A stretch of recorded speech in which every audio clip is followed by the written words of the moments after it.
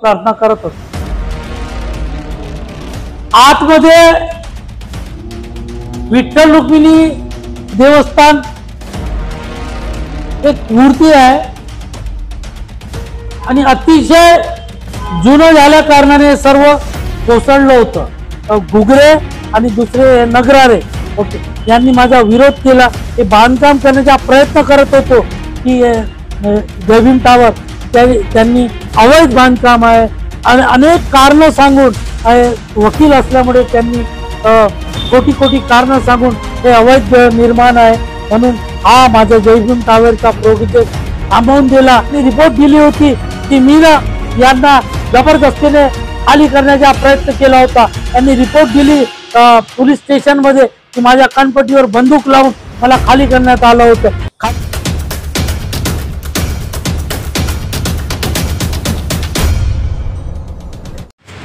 याची स्थापना 1951 साली झाली। याची स्थापना या संस्थेची डॉक्टर बाबासाहेब आंबेडकरांनी 1956 साली बौद्ध धर्माची दीक्षा या पवित्र दीक्षाभूमीवर दिली।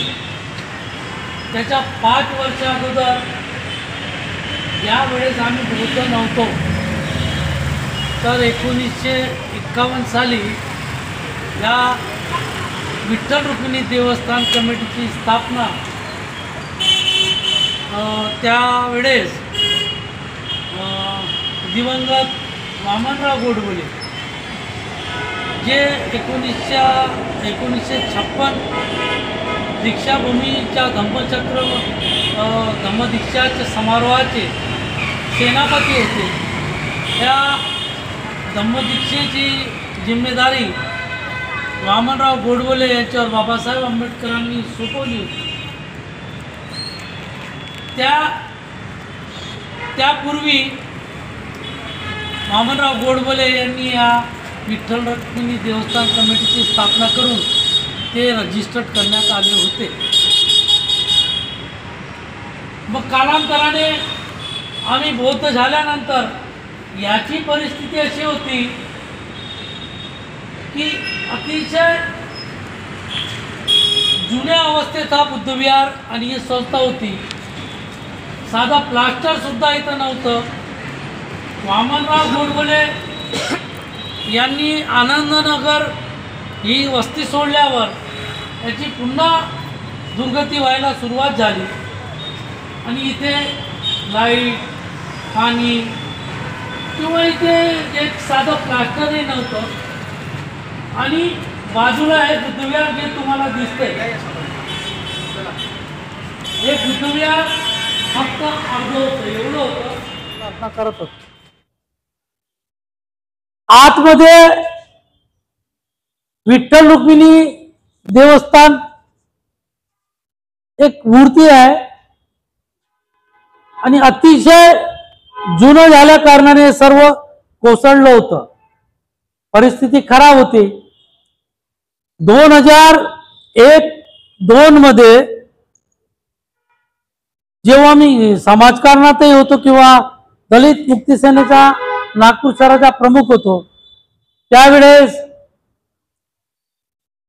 मोर्चे आंदोलन सामाजिक चळवळ हे सर्व करताना या बुद्धविहाराला जेव्हा मी बघितलं तेव्हा याची परिस्थिती पाहून फार वाईट वाटलं। अनेक लोकांना सोबत घेतलं, कार्यकर्त्यांना सोबत घेतलं आणि या बुद्ध मूर्तीची इथली स्थापना मी इथे केली। पलीकडचा परिसर जो होता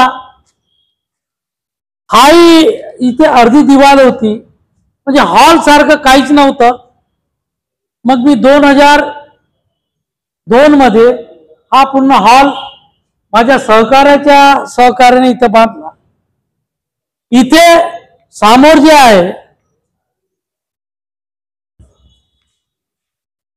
जे आहे इथे शेड नव्हतं, पंखा नव्हता, लाईट नव्हता।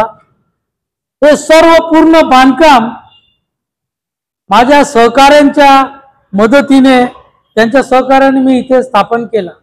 त्यावेळेस वस्तीत कोणताही वाद नव्हता, कोणी करायला तयार नव्हतं, कोणी सामोर यायला तयार नव्हता. त्यामुळे मी समोर येऊन आपली जिम्मेदारी समजून हे सर्व काम मी केले. टाईल्स लावले, बुद्धमूर्तीची स्थापना केली, दिल्लीवरून बुद्धमूर्ती आणली आमच्या सुजाता महिला मंडळच्या उपासिकांनी, त्याच्यातही मदत केली. आणि मग इथे हा सर्व हॉल, हे सर्व परिसर सहकार्यांच्या मदतीने, सहकार्याने मी इथे बांधला. हे दिवाल जे दिसते जिथे आपण स्थापना केली, याच्या मागे एक सरकारी संडास होता. या दिवालची उंची अर्धीही नव्हती, अर्ध्यापेक्षा कमी होती. आणि याला चिपकूनच लागून सरकारी संडास होतं, ज्याची दुर्गंधी या बुद्धविहारामध्ये सुद्धा येत होती. एक तर लाईट नाही, पंखे नाही, काही नाही.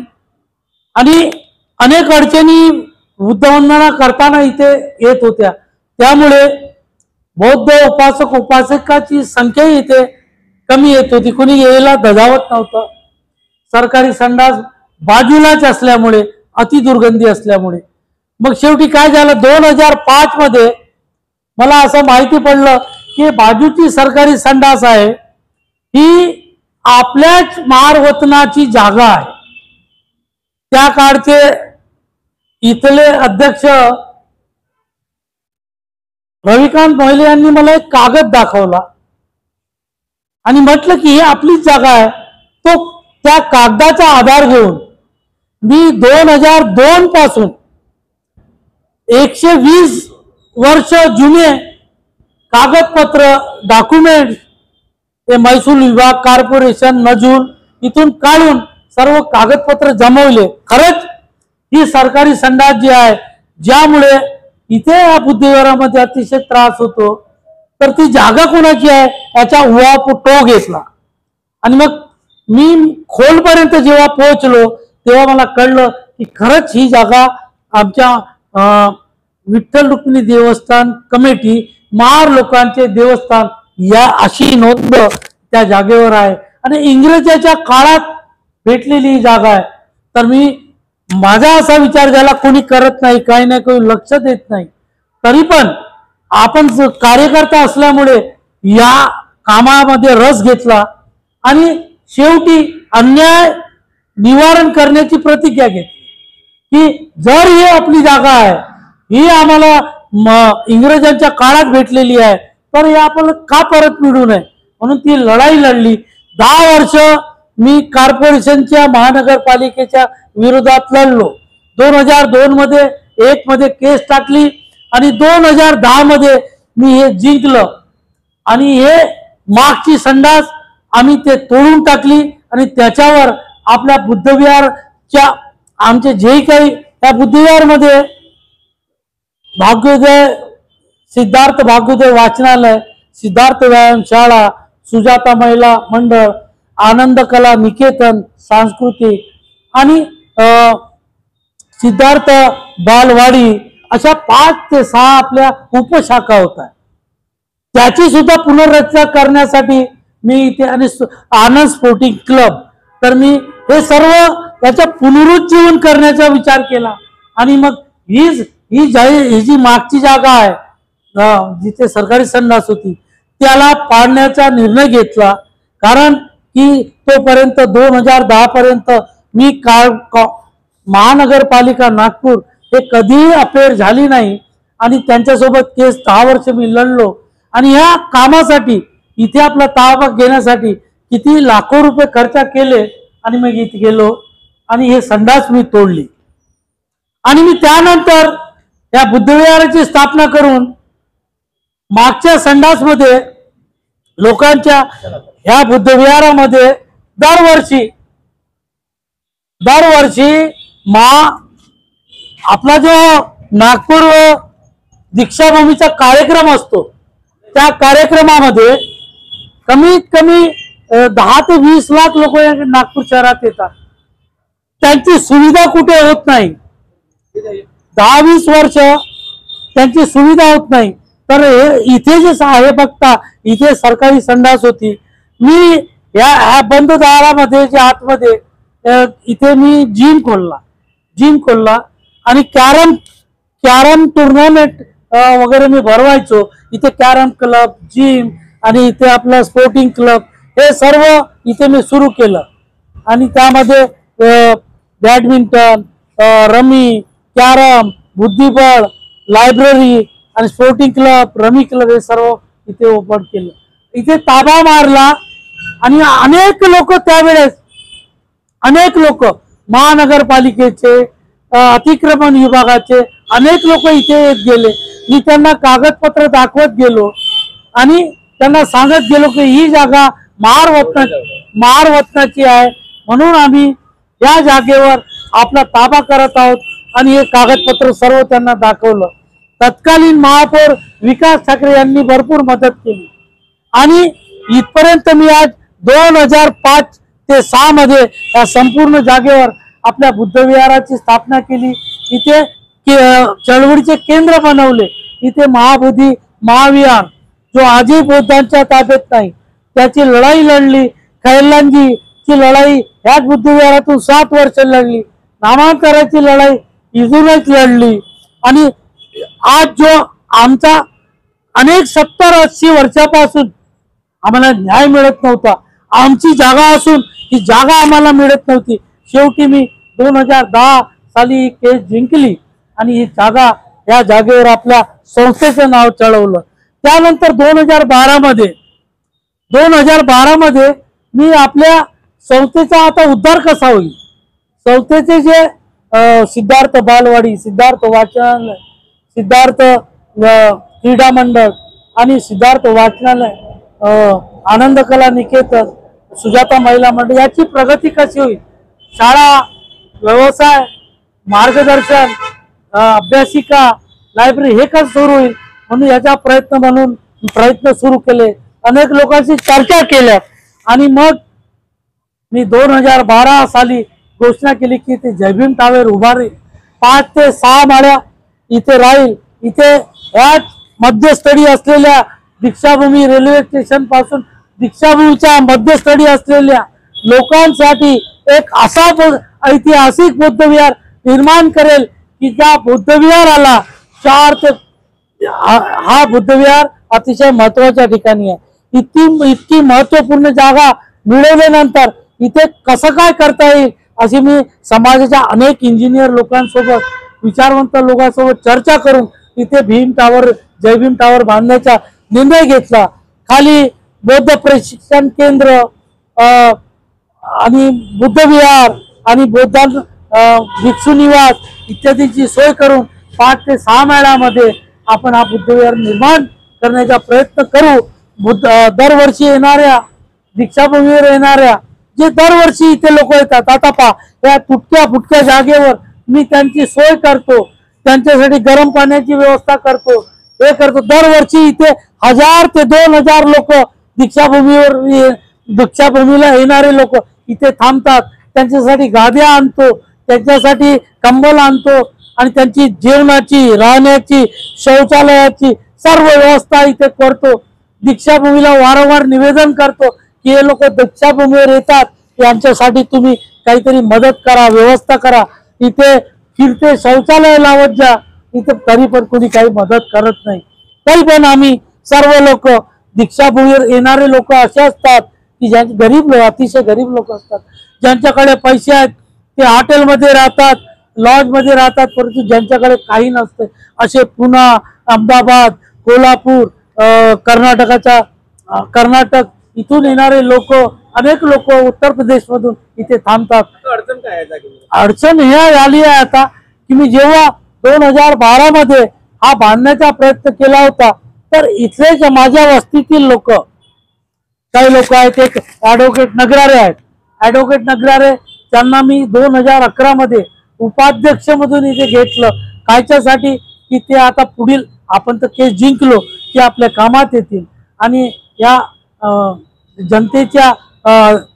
जनतेच्या सोयीसाठी किंवा बाकी या संस्थेच्या प्रगतीसाठी, उन्नतीसाठी आपल्याला साथ देतील. परंतु त्याने 1 वर्ष सोबत राहिल्यावर ते सुद्धा किरायेदार आहेत. त्यांची एक केस करताना लायची इथे दुकान आहे, ते व्यवसायाने नाभिक आहेत. तर त्यांनी 1-1.5 वर्षानंतर मी त्यांनाही बोलवलं, पा आपल्याला इथे आता हे बांधकाम करायचं आहे, आता या संस्थेला आपल्या उन्नतीच्या मार्गावर न्यायचं आहे, सर्व काही करायचं आहे. तर त्यांनी माझ्याकडे येणं बंद केलं. मी त्यांना म्हटलं की जिथे संस्थेचे 5 किरायेदार आहेत आणि त्यांची जागा निर्धारित केलेली आहे इतक्या वर्षापासून, त्या 5 किरायेदारांना सांगितलं की तुमची जागा तुम्हाला भेटेल, कोर्टातून मी लिहून देतो, कारण की मी इथला अध्यक्ष आता चॅरिटीमध्ये बनलेला आहे. परंतु त्यांनी माझा विरोध करत 2 किरायेदारांनी, एक घुगरे आणि दुसरे नगरारे, ओके, यांनी माझा विरोध केला आणि माझ्या विरोधात त्यांनी चॅरिटीमध्ये, आणि मी जेव्हा हे बांधकाम करण्याचा प्रयत्न करत होतो की जय भीम टावर, त्यांनी अवैध बांधकाम आहे आणि अनेक कारणं सांगून, वकील असल्यामुळे त्यांनी खोटी कारणं सांगून हे अवैध निर्माण आहे म्हणून हा माझा जय भीम टावरचा प्रोजेक्ट थांबवून दिला. आणि ह्या जय भीम टावर निर्माण करण्यास त्यांनी विरोध निर्माण केला. आज 2012 पासून 2025 आलं, नुकसान कोणाचं झालं या 12-13 वर्षात. जर त्यांनी विरोध केला नसता तर जितकी जागा त्यांच्या जवळ आहे त्यांना सर्वांना 5 किरायेदारांना भेटली असती आणि हा बुद्धविहार ही संस्था भरभराटीस लागली असती. अनेक विद्यार्थ्यांना, अनेक उपासक उपासिकांना, अनेक भिक्षू लोकांना आणि अनेक सामाजिक चळवळीतील काम करणाऱ्या लोकांना त्यांच्यासाठी योग्य सोयी निर्माण करण्यात आला असता. 15 ते 20 लोक या इथे कामाला लागले असते, त्यांना मानधन मिळालं असतं. अनेक शिक्षिका, 2-4 शिक्षिका लागल्या असत्या, 2-4 लिफ्टमॅन, गार्ड्स, अनेक लोकांना इथे रोजगाराचे उत्पन्न मिळाले असते. आणि हा बुद्धविहार कमीत कमी 5 लाख रुपये उत्पन्न दर महिन्यात कमवू शकला असता. परंतु ह्या लोकांनी मिळून, जसे ॲडव्होकेट नगरारे, अजूनही त्यांच्यासोबत अजून 15-20 लोक मिळाले आहेत, ज्यांनी माझं म्हणणं आहे की मी लहानपणापासून इथे सामाजिक चळवळीने काम करतो, परंतु हे जे आज माझ्या विरोधात उभे झाले आहेत त्यांनी ह्या बुद्धविहाराच्या जागेवर संडास तोडण्यासाठी किंवा बुद्धविहार बनवण्याच्या प्रक्रियेत कोणताही सहभाग घेतला नाही. आज त्यांच्या नजरेत ही करोडोची जागा आली आहे आणि ते म्हणतात त्यांनी आता खोटं इलेक्शन घेऊन आपली चॅरिटीमध्ये आपली कमिटी, आमची कमिटी द्या, यांना बरखास्त करा असं निवेदन दिलं आहे. परंतु मी जागा कोणी येऊ इथे, जन्मभर कोणी इथे पदाधिकारी राहू शकत नाही. माझी विनंती आहे की माझ्या वस्तीतील लोकांना घटनेप्रमाणे तुम्ही लोक समोर या, तुम्ही घ्या. परंतु हे जे लोक, बनावटी लोक, हे लोक जे आज ज्यांनी कधीच सामाजिक, राजकीय, धार्मिक या चळवळीत कधीच भाग घेतला नाही, अशा लोकांना हे बुद्धविहार कसं सोपवणार? हे सर्व आयते करून मी त्यासाठी 30 लाख रुपये, 25 लाख रुपये कमिटीच्या नावावर टाकले आहेत या बँकेत. त्यांना विरोध केल्यामुळे त्यांनी हा प्रोजेक्ट थांबलाय. ज्यांनी 25 लाख रुपये जो आपल्याला बांधकाम करून देत होता त्या मेश्रामनी दिले होते, ते 25 लाख रुपये मी खाण्याचा प्रयत्न करीत आहे ते लोक. आणि आपली कमिटी कशी, आमचं जे काही मेहनत झाली 20 वर्षामध्ये, आम्ही जे काही प्रयत्न केले, मेहनत केली, एकदम अतिशय खोलपर्यंत जाऊन अतिशय मेहनत करून स्वतःचे 10 लाख रुपये खर्च करून याचा ताबा मिळवून 2 वेळा आखीव पत्रिका बनवून, आणि शेवटी आता 4-5 वर्षापूर्वी हायकोर्टाचे निर्देश आले होते, नोटीस आले होते सर्व संस्थांना, बुद्धविहारांना, तेव्हा सुद्धा 60,000 रुपये हायकोर्टात भरून हे बुद्धविहार आणि ही जागा मी वाचवली. परंतु या लोकांच्या अति उत्साहीपणा काय म्हणून स्वार्थामुळे हे लोक आज याचा ताबा मिळवण्याचा प्रयत्न करीत आहेत, ज्यांनी 1 रुपया सुद्धा कधी खर्च केला नाही किंवा एका आंदोलनात ह्या बुद्धविहाराच्या चळवळीसाठी सामाजिक आंदोलनासाठी कधीच पुढे आले नाही।